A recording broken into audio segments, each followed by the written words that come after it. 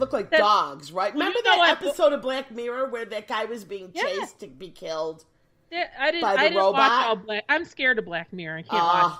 Well, there's an episode on Black Mirror where this guy, it's like futuristic, and they have these little like what that one looked like, but they look like a little robot dog. And they chase you down and kill you. Yeah. And so what they're not showing on those videos is that, like, you know, people like destroying the robot or pissing on the robot. You know, they just think people are going to take their stuff off the robot, kidnap the robot. Yeah. And, like, you know, I mean, Russia's already interfering with our government. I'm pretty sure they're probably going to control these delivery robots too. So I don't want this shit anywhere. So you still have to. Sorry, I said the S word, but no. I don't want this thing anywhere near my house, because if they can hijack an election, they can hijack an Amazon delivery robot, and I don't.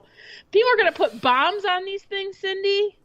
You know, people are going to attach whatever they feel like to this robot, and it's going to go back in that vehicle, and boom. It looks like the robot just walks out of the car and, like, drops the package to your door. It's pretty why can't stupid. A person do that? Is it really, like, you really need a robot to be doing that? I mean, I don't think we're going to see that happening anytime soon. No, they are delusional. They're absolutely delusional that's going to happen. It was just for a story, you know what I mean? No, to show that they created this thing. What happened to this woman that was reaching for a mop and got stung by 200 bees? Yeah, that's when animals attack. For the there's always something. I know. She they were the Africanized bees. So she okay, so they were in her car? Yeah. Because it's warm in there. A lot of bees. Oh, the killer bees were in her trunk. So they were those Africanized honey bees. California, this happened. They have those killer bees there? Yeah, they're spreading up from, like, Mexico. So she... Critical condition from 200 bee stings. Yeah, they don't stop. Like, once they start going, and they look pretty identical to a honeybee, so it's kind of a bad situation. And I guess they could inbreed the two types of bees and stuff. So, this week it was the bees.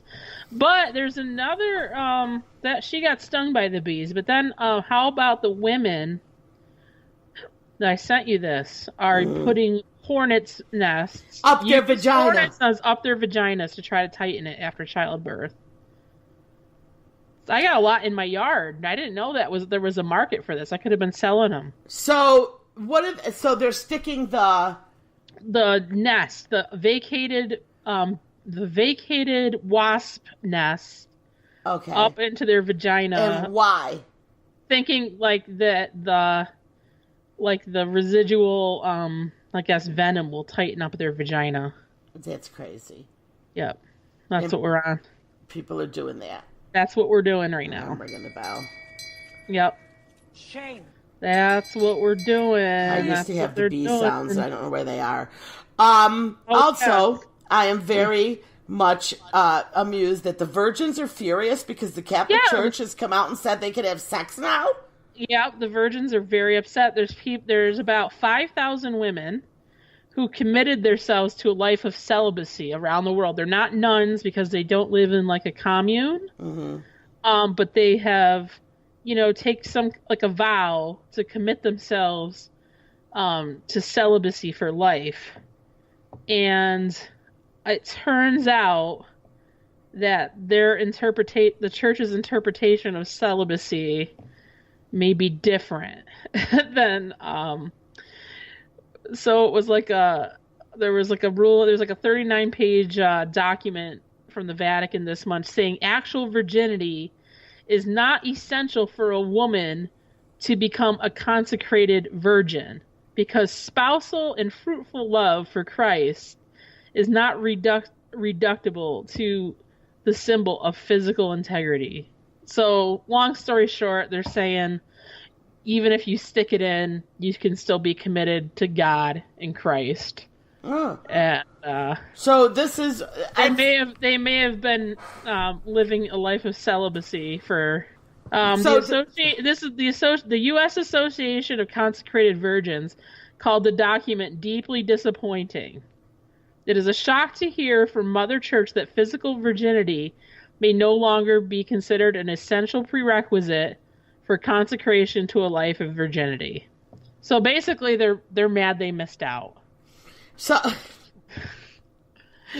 are they being They're disappointed? They got the green light to go get it on now, and they don't want to. They're disappointed in the ruling to get into heaven, right? It's not like no. So are they saying like nuns can have sex? They're not saying nuns. Okay.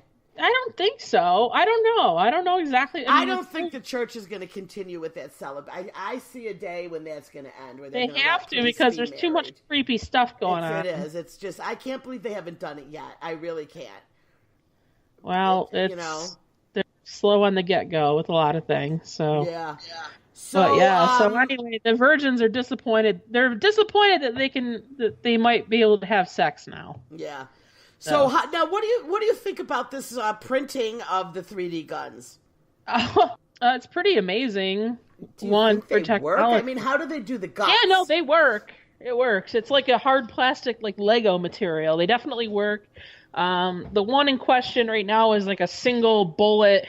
But the thing is, it's not really going to be a problem right now because the equipment you need to print out a 3D gun is extremely expensive. Right. But they're worried about the cartels getting the materials together. Well, because they also can go through metal detectors now. There is a law that there has to be a metal piece planted inside of it. So it is detectable by a metal detector. But they're going to follow that law. Right. But there also is no serial number or anything like that on there. You don't have to. I mean, it's just. So I don't understand how you print scary. something that's going to shoot a bullet. Well, they can print anything like these days with these high-tech 3D printers. I mean, you can print. There's even like food printers where they can print like certain types of food. It's crazy. Yeah. So the plastic mold actually can shoot a bullet. And they're talking like there's going to be plans for AR-15s and all that stuff. Well, right, and now they're all mad because they passed the law that anybody, I mean, that's not illegal to do. So, like, the NRA is protecting your right to print. Right. These things. So... Yeah, so right now, I don't know. We'll see what happens. You'll see what happens. So, yeah, well, I was reading that on the Fox News page, too. And they were all defending. It's great. They think it's awesome. Yeah. So, what is tuna shaming? It's supposed to be a cross that says unashamed. The cross of Jesus that says unashamed next to it. Oh, I see this. But it looks like tuna shamed. We got to post this on the Facebook page. That's good. Yeah, that's what we are. We're tuna shamed.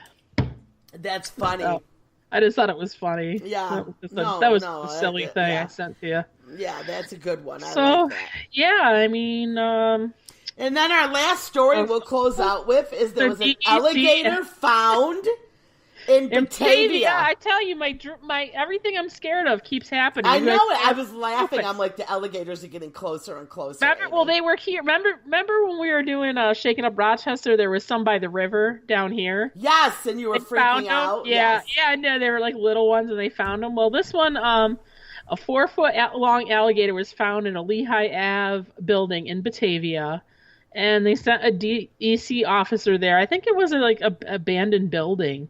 And they probably just pieced out of the building, left the 4-foot alligator there. But the zoo is going to take care of it until they can relocate it to a facility. This weekend you went to see the baby giraffe. Oh, I did. It was like meeting the queen. It was I honestly was so starstruck.